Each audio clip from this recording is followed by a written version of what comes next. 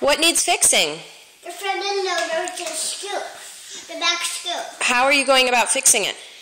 With your tools. Okay. I've got my screwdriver here. Alright, is there something that you want me to do? Now tell me again about what we're doing here with the green and the white.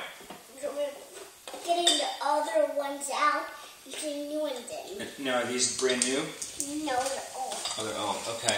Now, and so what's happening with the wires? They're old and they have been gone for long years. For long years they've been gone? Yeah. Alright, so now what are we doing with the motor? We're fixing it. Okay. We're going to take it out. Okay. Look at it. Yeah, you got those out. You got these. Now tell me, now, what color wires do you see? I see black, and I see blue, and I see red. Yeah. And so these connect to the green ones? Yeah. See, watch me. Okay. See? I see that. See, they're not working. They're not working. Yeah, they're old. Yeah, they're old.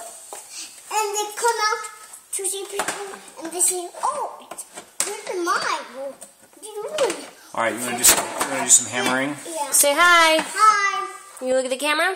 Hi.